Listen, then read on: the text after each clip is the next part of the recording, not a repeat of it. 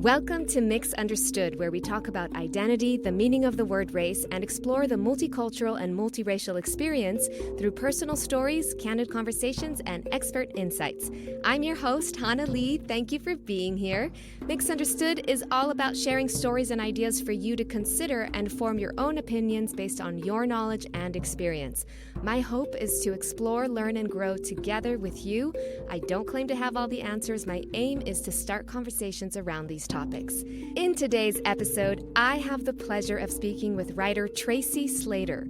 Tracy's first book, The Good Shufu, Finding Love, Self, and Home on the Far Side of the World, was named a Barnes & Noble Discover Great New Writer selection and a National Geographic Traveler Great New Read, to name a few. Published by G.P. Putnam and Sons in 2015, this memoir may be nearly 10 years old, but its themes are still incredibly relevant.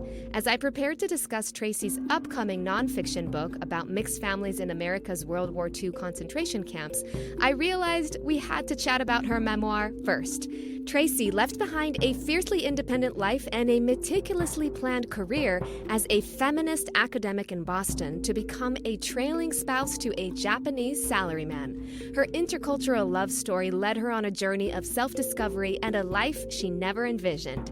The memoir's title includes the word shufu, which means a person responsible for housework in Japanese, a role she never imagined she would be associated with.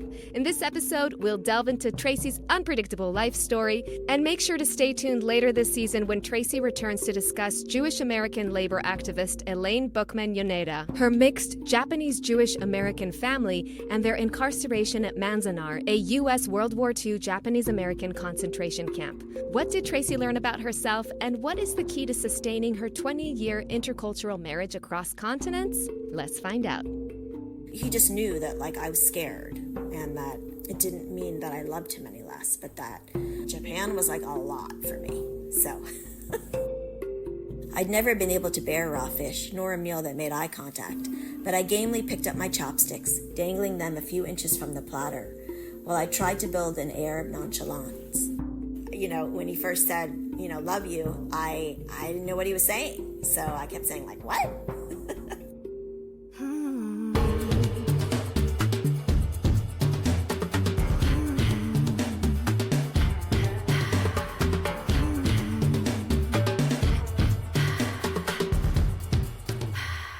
Welcome, Tracy! Thank you. I'm delighted to be here with you. Wow. I have become an instant fan of yours. That's sweet. Thank you. I binged your book, The Good Shufu, and I was reading an online version from you, but if I had a book, I'd be highlighting 90% of the book. I just kept reading it and going, oh my gosh, that's yes, that's exactly what it is. That's exactly that. Oh, that's nice. So, that's nice to hear. Yeah. I'm glad it resonated. Yes. Oh, 100%. And I kept thinking, oh my gosh, I need to send this to my mom. I need to send this to my family, my sisters, and then we all need to talk about it. And thank you very much.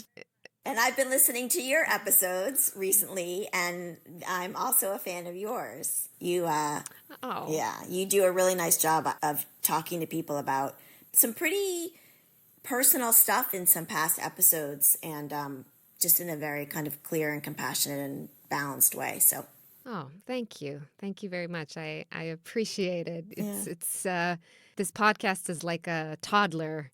So it's a little baby still, and it's growing, and there's a lot of growing pains, and so it means a lot to get that feedback. No terrible twos, as far as I can tell. Well, I can't wait to dive into everything with you, but we always like to start, as you might know if you've listened to some of the episodes, with a few fun facts.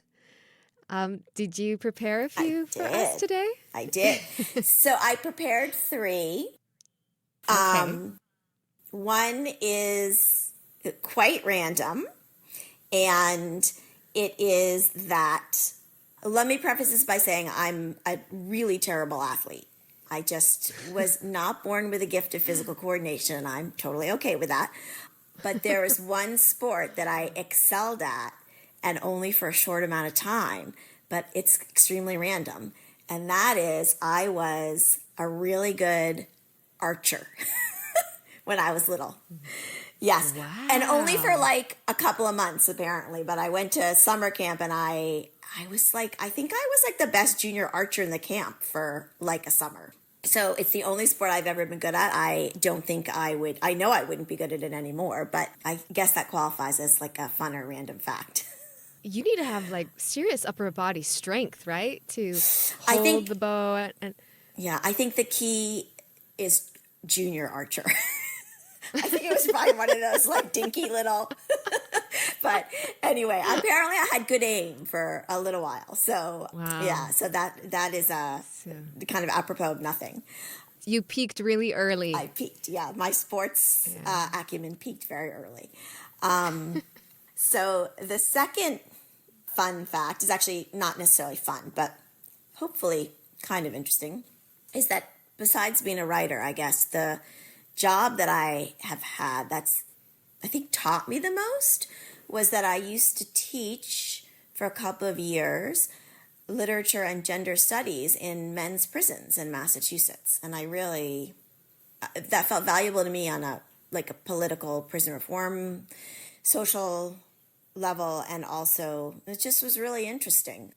It was interesting to also see how I was in that environment. So I figured maybe I'm the only guest you've had who's been in prison.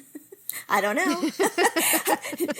From what I've heard, no one else has admitted it. Let's put it that way.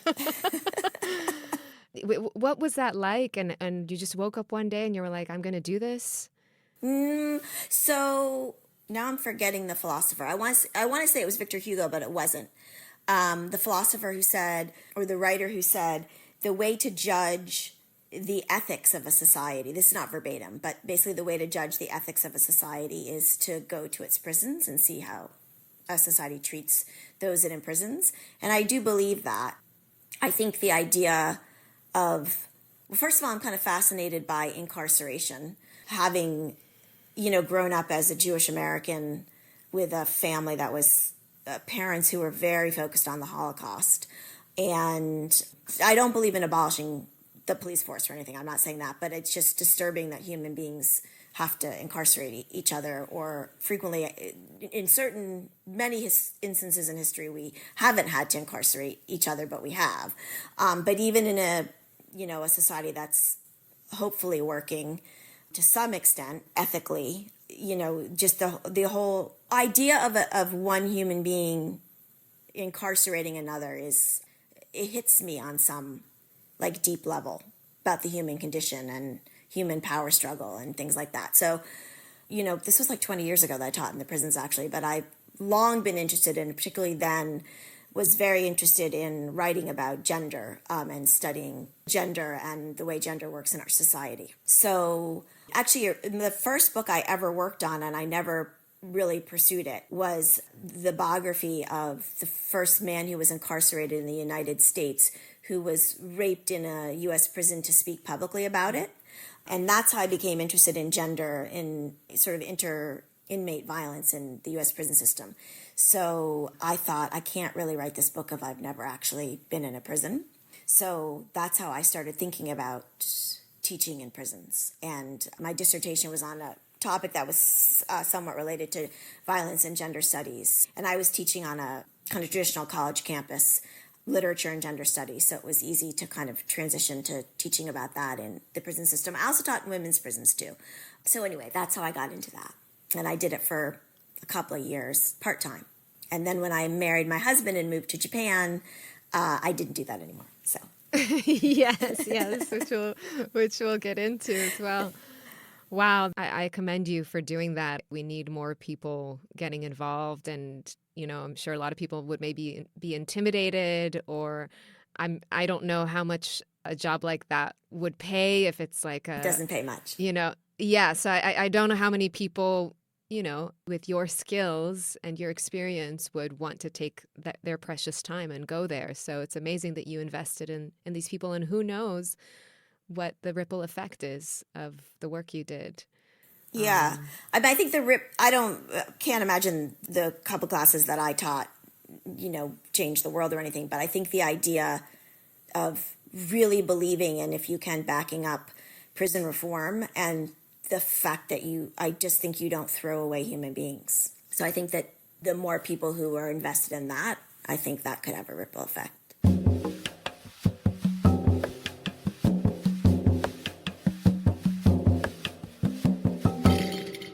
Okay, well, so we had the archery, we had the prison, and you got one more for I me. have one more, yes. And actually, so if you've read my first book, it won't be a surprise.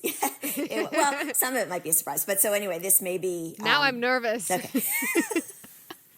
This is a spoiler for the 10-year-old book.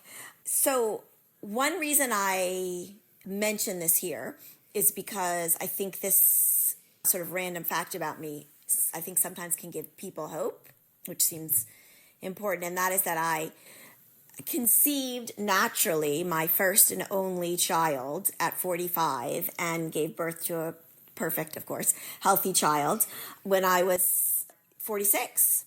I think 4 months past my 46th birthday.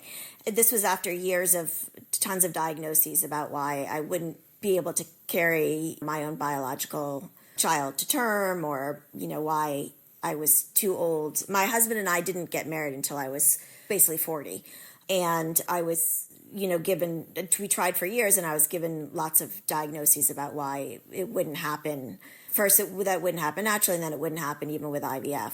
And this is a lot of the book of my memoir talks about this, going through this while we were living in Japan.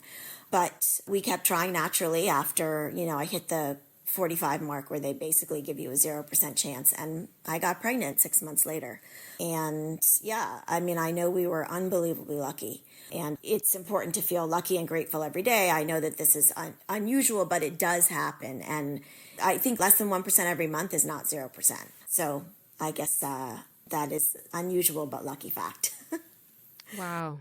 Yeah, it is so encouraging to hear these stories, because I know quite a few people who have been trying for a while and going through the rounds, and it's really expensive, and there's these points of such lows of just like, is it ever going to happen? Is it ever going to happen? And it throws your whole life up into the air, and it impacts everything. Everything's colored by it suddenly, and it's relentless. I remember it being relentless. Especially because it's like every month you hope. Your hopes are dashed. So anyway, I really hope that the good luck that we had is shared by lots of people personally. Yes, yes. Did you have a natural birth? I'm assuming you didn't. Well, they wanted me to have a natural birth in Japan. That was a total... it wasn't a total nightmare because I was okay in the end and our kiddo was okay. But they wanted me to have a natural birth. It's quite hard to get pain medication at most hospitals in Japan. And I was told... Really? Yeah, that it wasn't good for the baby. I was also told that I would love my baby more for the pain.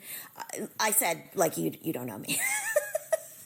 I do not do well with pain. I told them from the third month on, we need to find some way to do an epidural, but they were quite opposed to it. So they basically tried to have me give birth naturally, and then they induced me without pain medication. That was horrible. I really thought I was going to die. And that went for about 8 hours, and then finally they converted me to an emergency C-section. The baby was fine. They were monitoring the baby's heart rate the whole time, but they weren't sure I was going to have the energy to make it through the birth.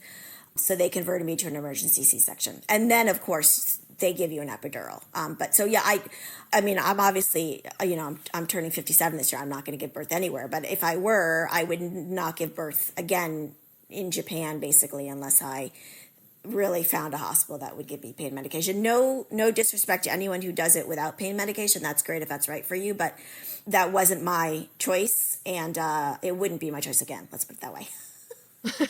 But I was fine, and our baby was fine, and I know I'm super lucky because of that. So those years in your 40s, your mid-40s, were really intense years, and I guess I'm going to kind of start at the end, and then we can go back to the beginning. Okay. But here you are, you're in Japan, You married a Japanese guy.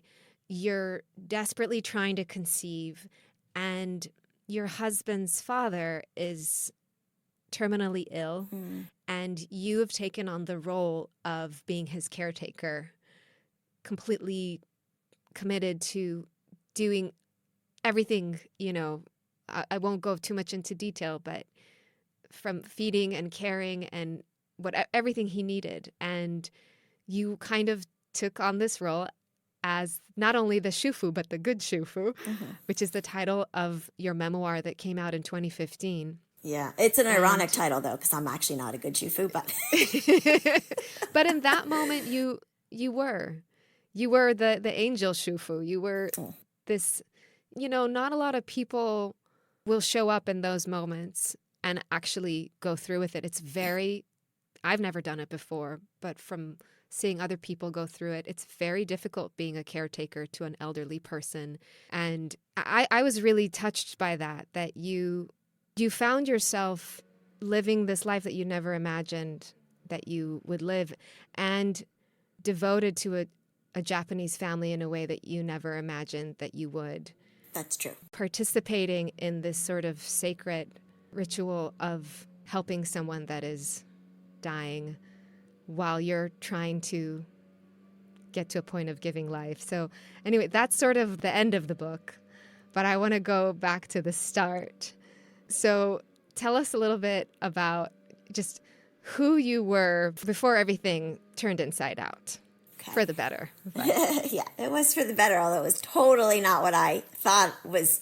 If you had asked me a year before I met Toru, would this be for the better, I would have said, no, there's no way I would build a life like that. But I felt very independent, and like my independence and my feminism and my kind of ability to be independent and to control my life and to plan my life, that all felt very important to me. And also to live in Boston. One of the reasons, not the only reason, but one of the reasons I didn't pursue very vigorously a full-time academic job when I finished my graduate degree was because I didn't want to move outside of Boston. And I knew, like, to really make it as an academic, you have to be willing to go where the jobs are. And I was not willing. I didn't want to move. So I thought, I'll adjunct and teach in the prison and teach at the business school, and because that paid well. I taught writing. The business school, I didn't love that, but it paid well. And then I could fund, teaching in the prison. And anyway, I figured I could build my life from my own little pieces. And then Toru, basically we met because his company sent him to do an executive MBA at the university where I taught. And yeah, we just fell in love really quickly. And at first I thought he would maybe move to the US. He said, maybe he could move to the US. He had worked really hard and before this, and he lived at home, which is not unusual in Japanese culture to live at home until you're married. And he lived at home, so he'd saved a lot of, a good amount of money. And he said, I can pay back what I'm going to owe for the executive MBA because the company was paying for him to do it. So anyway, we thought originally when we met, we thought maybe he would move to the US. And I thought, I'm going to be able to have my perfect life, my perfectly planned life. And Toru, one more piece I'm going to be able to fit in. And then his mom was killed in a really horrible accident, a month after we met, actually. And he's the oldest son. And I knew in Japanese culture, the oldest son and the oldest son's wife tend to have the responsibility for taking care of the parents. Of course, not every Japanese family is like this, but so traditionally. That was my parents. My dad was the eldest. Yeah, but it was scandalous, or there's a big price to not doing that in a way. Yeah. The chonan, right? Is that how am I pronouncing it correctly? I wouldn't know. Okay. You speak more Japanese than I do, for sure. And I that's my one word. You don't speak Japanese yet? I do. I speak, I can't have a conversation. I sound like a kindergartner when I speak Japanese. Let's put it that way. Even though I lived there for 15 years before. Right now we're in Canada for my husband's job.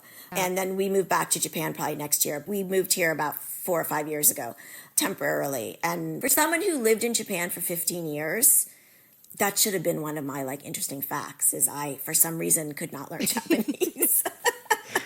I I think I broke the record of living there for the longest without really being able to speak it very well in a Japanese family. So, but my husband and I have always spoken English together.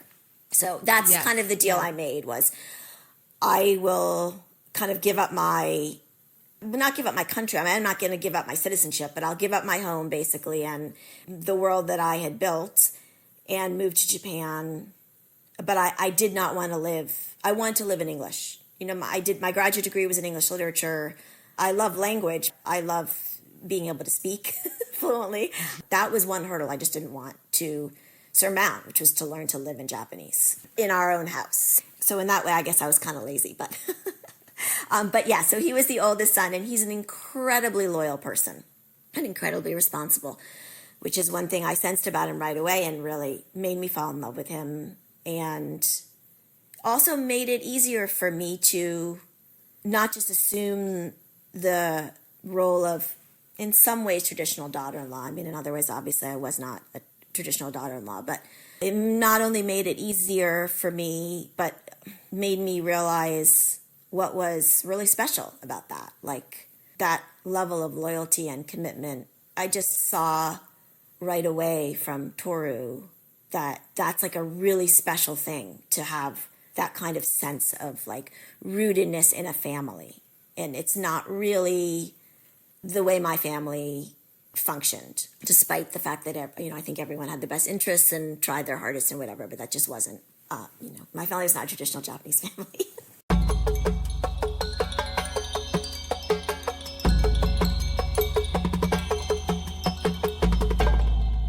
I love this miscommunication you had when he professed his love to you for the first time. Yeah. Could you tell us that little moment? Oh, I didn't really know what he was saying.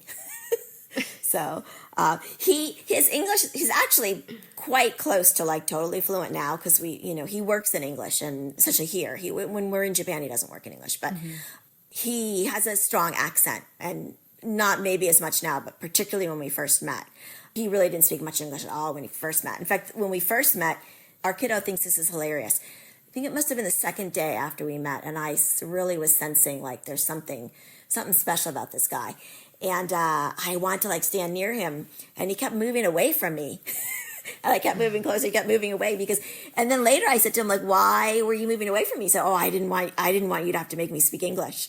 But so when he said, when he first said, love you, I didn't know what he was saying. So I kept saying like, what? But, yeah, in the book it says, I didn't want to think he'd said, I love you, when in fact he'd said, I live far from you. Yeah, exactly. I didn't want to chalk it up to another dating disaster. Speaking of him moving far away from you, it brings up this other part of the book where, you find yourself spending more and more time in Japan and, being this foreigner and this experience of sitting on a train and nobody is sitting next to you and feeling this like rejection or like what's going on? Why won't anyone sit next to me? And then Toru explaining to you, oh no, there's this honor is so important in this culture, and no one wants to sit next to you because they're assuming that you might turn and speak another language to them, and they want to save face and not disappoint you that they can't. Yeah. Tell me about that experience of being a foreigner in Japan. There was a part in your book where you talked about this opportunity you had to suddenly be the minority as a white woman, living in the States. This door opened up. I actually have that part right here if you want to read it. Okay. I had inherited a rare experience for a white, middle-class, educated American, that of being a minority, and how escaping that identity feels like nothing else ever will. After spending years of academic reflection on inequality, power, and belonging, of being appropriately guilty over my own privilege, I touched outsider status in a new way. At the same time, I realized how fundamentally far from this status I would forever stay, since it was something I could easily shed with a plane ticket and 24 hours of airport snacks. So, yeah. That feels like a long time ago. I mean, it was a long time ago. I mean, I do have to say two things about talking about my experiences now, when these experiences were long ago, relatively long ago, this is like 15 years ago, that is, when we've gone back to Japan to visit, particularly after COVID, and I think maybe after the Olympics were hosted there, I do feel like people are much more comfortable speaking English now than they were 15, 20 years ago, which is, I guess I started writing the book. The book starts with events that happened 20 years ago. So I do think the English situation, and also there are probably a lot more foreigners who visit Japan now than did. Well, I don't know if there are more who visit Japan now than did then. But anyway. I'm probably, I mean, there has to be. Yeah.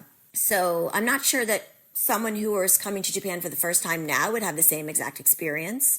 But there was something very interesting and also freeing and also problematic, all of those things at once. I knew about kind of being white and privileged and being a minority. And in a very particular way, I was not a minority in any way that I felt oppressed by. I should say being an outsider. Let me put it that way, being an outsider. And I also am aware that being a white outsider, frankly, being a white outsider in Japan, my sense is that that is a different experience for many people than being an outsider who is not Japanese and not white. So that's partly what I'm gesturing towards when I say, that it was a very vivid experience, and an experience that I knew as an outsider was one I could escape, or escape the any kind of costs of that. Most people don't have that privilege. So yeah, but other than being Jewish, growing up Jewish in America, for me, in the community that I grew up in, was an outsider status that was not evident, right? I could express it or not express it in terms of my outward identity. It was my first experience really feeling like an outsider in terms of like ethnic identity being in Japan. And then on the flip side, you were sharing in the book what it was like when Toru came to the States and met your family and your friends. Can you tell us a little bit about that? Yeah, well, he said to me after the first couple of times of meeting my mother, she keeps asking me why everyone in Japan is so hard on the Empress for not having a boy. So we were lucky in that neither one of our families cut us off or anything for marrying sort of outside our ethnic group or our sort of social group. But Toru was different than I think what my parents had envisioned, particularly my mother had envisioned as kind of, her youngest child's partner. And also my family doesn't have a ton of experience with people who are non-native speakers. That's actually something that I did not realize growing up in the U.S., how kind of unusual and also maybe not great the experience of growing up in the kind of homogenous environment in the U.S. that I grew up, that a lot of people in other countries don't have, which is that people in other countries a lot of times are used to communicating with people whose first language is not their own. And I think that there's something useful about that. One minor but still useful thing is that when you do encounter people who are not native speakers, you aren't as uncomfortable. So, and the other thing that was interesting to me, and I think a lot of this is cultural, I think it's a combination of cultural and also just Toru's personality. So he didn't assume that because someone was my friend, they would be his friend, even though we were a couple. Like in the US, I feel like couples go out and socialize together all the time. And he's not as social as I am. I love talking to people. Like, I just think people are fascinating. He does not find it relaxing to talk to people he doesn't know. So he just didn't assume that he would go and socialize with my friends just because they were my friends. And so he said to me, well, just because someone's your friend, like, why would they be my friend? And I was like, well, because someone's my friend, why wouldn't they be your friend? Like, it was really surprising to me. But when we moved to Japan, I realized it is kind of unusual to see couples out socializing together, especially big groups of mixed gender people. I would frequently see like big groups of like people who were dressed as salarymen or something out after work, or maybe a family together. But I didn't see a lot of people our age anyway, who were like adults, socializing, that looked like a group of like couples who were friends. So that's one thing. And also, my friends didn't think Toru existed for a long time. Like, I think when they finally met him, they were like, oh my God, she really like does have this husband from another country. He's not made up, because he just didn't come out and socialize with us. I mean, he's perfectly like nice when he does go out, and he's interested in people who I care about because he knows they're important people in my life, but he doesn't just want to like sit around and chat in the same way that I do. So, that was a really useful part of the book for me. I mean, I felt like I learned so much from reading this book about my father, really. And so it was really personally exciting for me. And when I read this part that you just mentioned about couples not necessarily having the same social life, I was like, that makes so much sense. Like, now looking back on how my dad was, he was extremely social if he was with his friends in Japan, and he would be the funniest, like, center of attention, entertainer. But then when we would be at home and we would have other like local people over, the friends of my mom, it was just like he was a completely different person. And I could never quite wrap my head around that. I was like, what is the deal? Is it a cultural thing?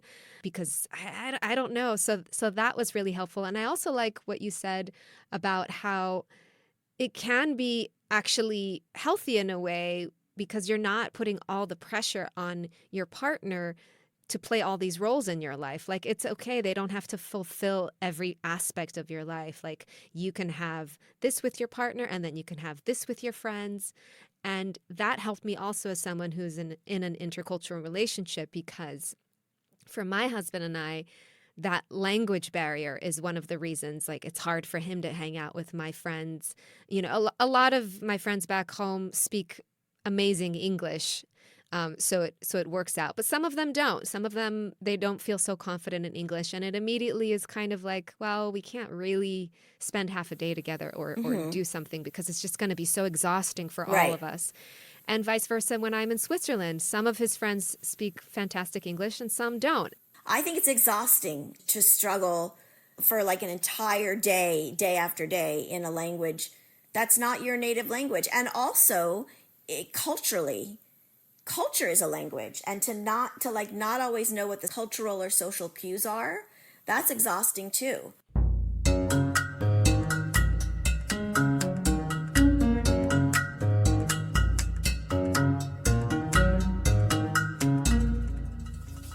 At the beginning of your relationship, you asked Toru what was it like for him growing up, and what was the relationship he had with his parents, and how when he turned 5, you stop calling your parents like Papa or Mama, and you call them by a more formal name, like honored father or respected father, respected mother. And I didn't know that. I thought Otosan or Okasan, that's what it is, right? I didn't know Otosan or Okasan I thought they meant father and mother. I didn't know they meant respected father and mother, and that it was like this sort of this formality that was introduced that changed a little bit, potentially, the dynamic of the relationship. And I thought of all the years of my father, how we called him Abba, which is father in Hebrew. Yeah. Forever. That was his name, Abba. And it made me think again about him coming towards us culturally, because for years I thought he wasn't.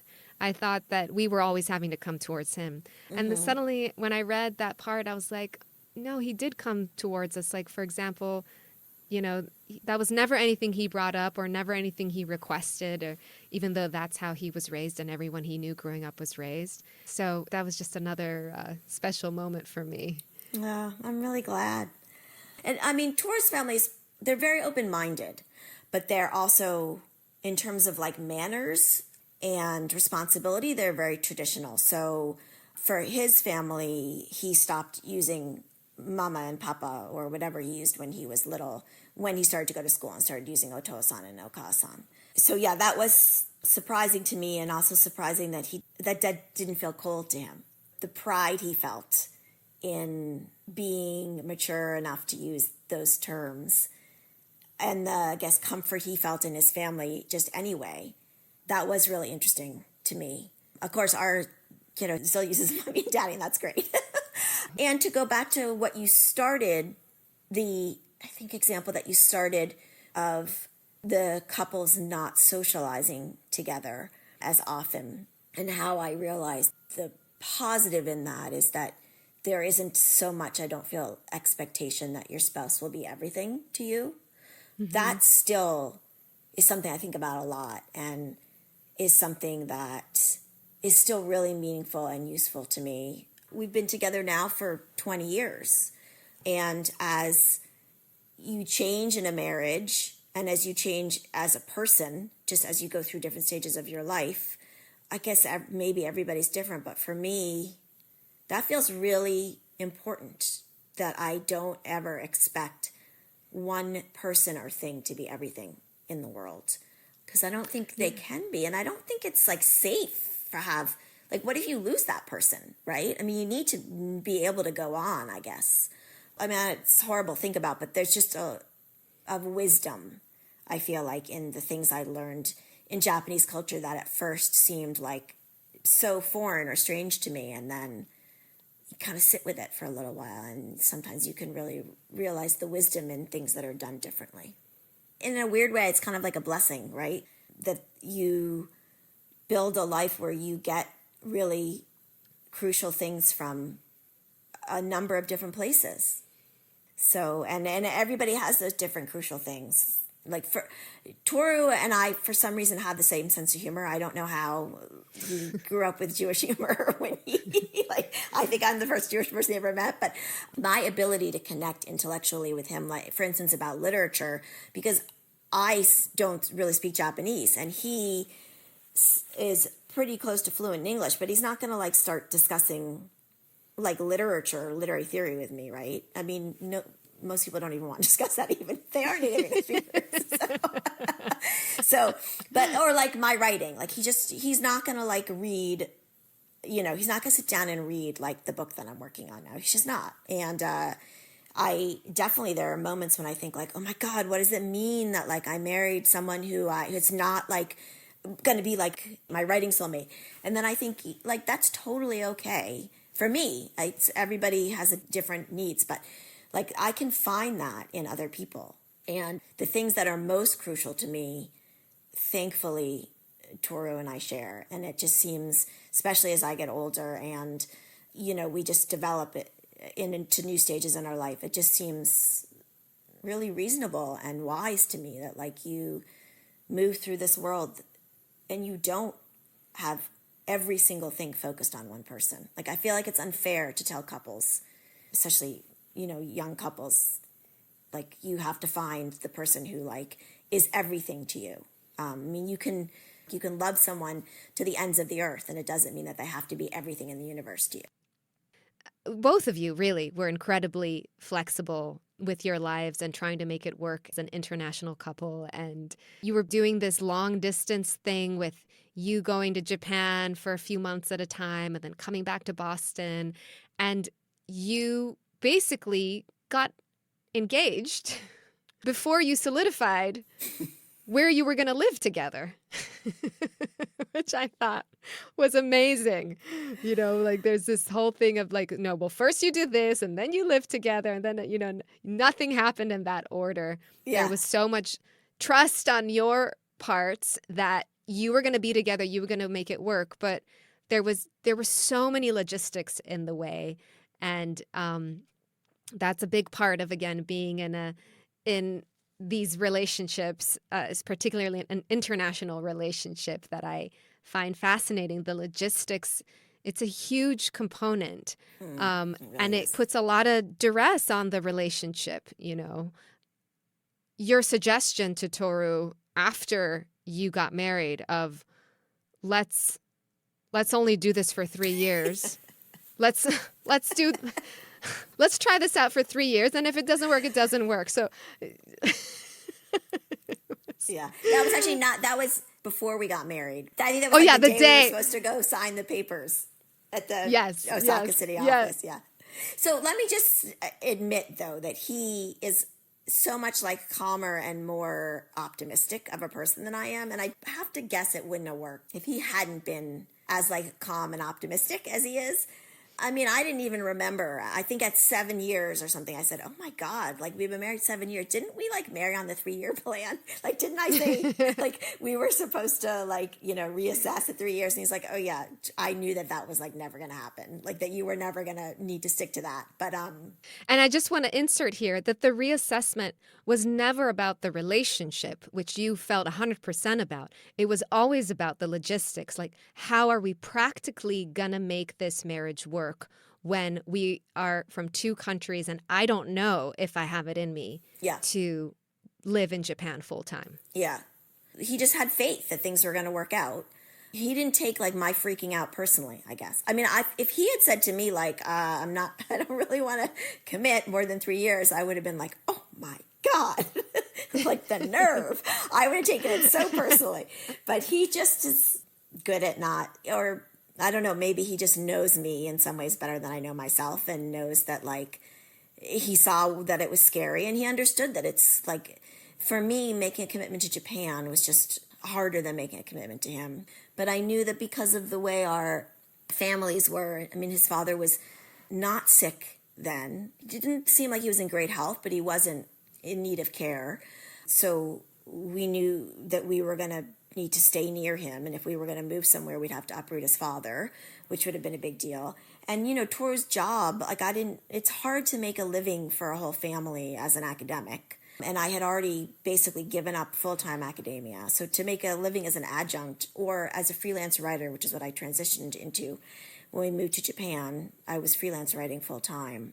Like I knew for us to leave Japan would have been really hard logistically in another way, like to build a life that was as sort of financially and familially, if that's a word, stable as, let's say, in the U.S., compared to Japan. I knew that was going to be really hard.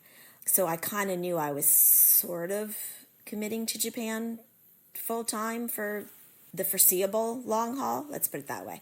And that's what was so scary to me. But he just is very good at, he just knew that like I was scared and that it didn't mean that I loved him any less, but that Japan was like a lot for me. So...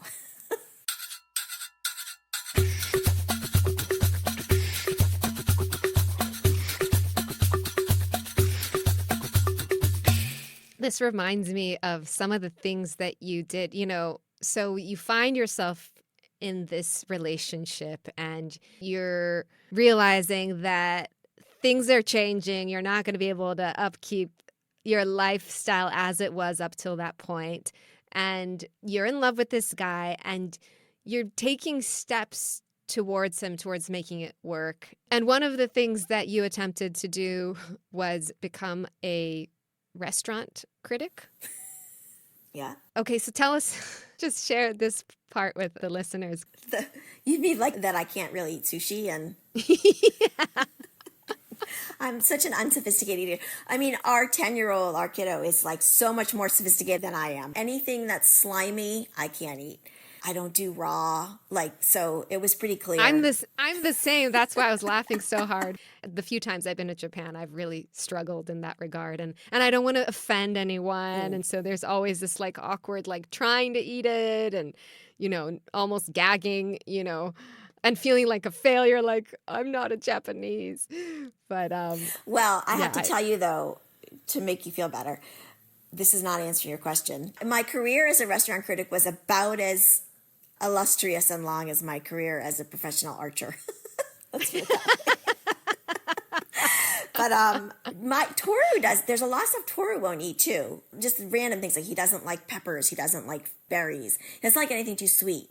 He won't eat any shellfish, but he's not allergic. He just doesn't like it. So when we go to what a ryokan is, like a traditional Japanese inn, and they have like a set course meal basically. And when you call and make the reservation, they ask you like, is there anything you can't eat? And so, he'll tell them like all the things that basically I won't eat. He also lists the things that he won't eat. So, but he doesn't say like who won't eat what. So then we show up and he walks in with a foreign wife and they're like, oh, and he's always like, like as if I'm the one who has all the things that like He throws me under the bus every single time. But yeah, I'm not a sophisticated eater, so I was not a good restaurant critic in Japan. I was laughing so loud. I gotta find this part in the book. It's at the beginning of the book, and I was cracking up. Do you want to read this as well? Let me see. Sure. This was your first week in Japan, right? Yeah. I still remember this. Actually, Toru and I still talk about this. So, this 20 is a years little. later. This is yeah. Okay, so we're in a restaurant. For the first course, a kimonoed waitress brought sashimi.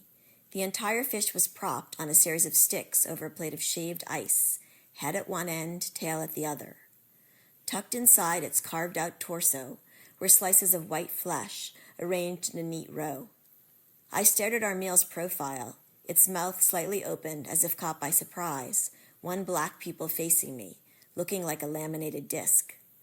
I'd never been able to bear raw fish, nor a meal that made eye contact, but I gamely picked up my chopsticks, dangling them a few inches from the platter, while I tried to build an air of nonchalance. That's when I noticed the tail waving, a slow arc through the air like a metronome. "It's moving?" I observed. Is it... I could feel my eyes grow wide, my expression between confusion and horror. "Yes, it's still alive, so we know it's delicious and fresh," Toru said.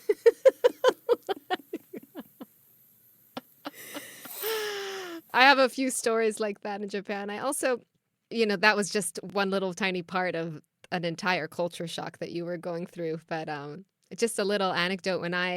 One of the first few times I went to Switzerland, cheese is a big part of the culture. And my husband's close friends had us over for brunch. And there was on the table, 10 different huge pieces of cheese that we were going to all consume together for brunch. And I don't think my body knows how to digest that much cheese. And so I was eating cheese, and I kind of twisted my torso a little bit to the left to speak with my husband's sister as I was eating all this cheese.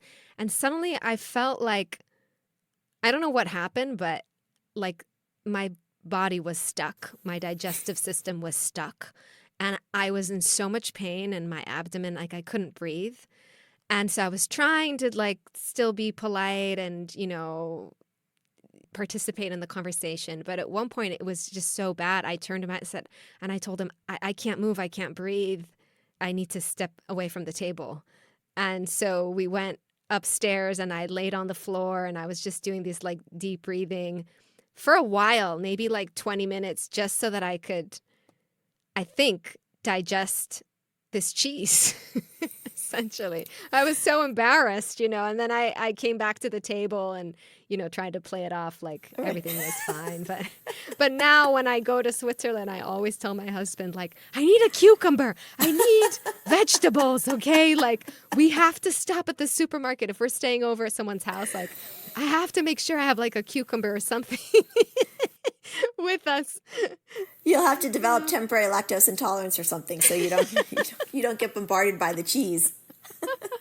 And it's so good. The cheese is so delicious, Anyway, I literally was taking so many notes from this book. I wish that we could just go page by page by page by page, but I think we should leave a little bit of something for people who might be interested in reading the book to discover. I won't spoil the whole book. Okay. But I will say that I felt so elated about how you were able to articulate the experience of being in this new relationship and going back and forth between cultures that are so different. I really related to that as someone who goes back home to Israel every year, and that the shock, even though I'm from there, my hairdresser actually called it reverse culture shock. It's like when you're coming back home and then coming back to the States, it always takes me time to, as you called it in the book, that re-entry syndrome. Yeah. So there's just a lot of things that the book covers, and I found it to be almost more than a memoir, sort of like a guide. So I feel like you could teach courses off of this book. You really were able to articulate and label the situation in a way that I felt supported. Yes, that is the process of how that works. And then transitioning into this and into that. And so, oh, that's really nice. Thank you so much. It's been a while since I've thought about that book, and it feels really, I don't know, it's just really nice to hear that it's like still has some kind of value or meaning in the world, because I just didn't expect I didn't expect that. So that's nice. I'm terrible at self-marketing, as you can tell. Oh, well, you are going to Japan in a few days for... Yes. Yep, we're going to go to my in-laws' graves and wash the graves and pay our respects, and we're going to go see friends and Toru's aunt and also Toru's sister, who's like the world's best aunt to our kiddo. So, so we're off to Japan in a couple of days, and then we're back in Canada for about another year, and then we move back to Japan. And then after that, who knows? Who knows? Who knows? Well, hopefully we can check back in down the road. I'm sure there's going to be many more developments. And also, I'd like to put in a request as a fan, if you can write part 2 of your memoir, because I want to know what happened after you had a kid, and how did you navigate all of that? And I mean, clearly you're making it work. You're this globe-trotting family, and you're making it look easy, but I want to know all the ins and outs. I need a second guidebook here. So you're gonna have to wait till our kiddo's 18 or maybe even 21. I got to get permission. Yeah. My husband still in the thick of it. Yes. Yeah. My husband and my child are both pretty private, so I don't know how they ended up with a loudmouth me, but I got to wait a little while before. Well, I am willing to wait. Thank you so much. Oh, I'll be following your podcast too. It's a fantastic thing that you're doing, and I'm excited for the world that you're putting stuff out in the way that you are. Oh, thank you. That really means a lot, and it's very encouraging, and I will always take encouragement. Well, if you enjoyed this episode, please follow, subscribe, leave a review, share it with someone you love, share it with someone you don't love, share it with anyone who you think will benefit from this. You can write in to mixunderstoodpod@gmail.com or leave a voicemail at 323-524-8662. And you can also join the Patreon and support this podcast. All of the links to everything we talked about today are going to be in the show notes, so you can easily find Tracy and her materials. And on that note, we're going to say goodbye. Bye, Tracy. Bye. It was so great to talk to you. Let's keep in touch. This episode was produced by me, music by Matthias Kunzli.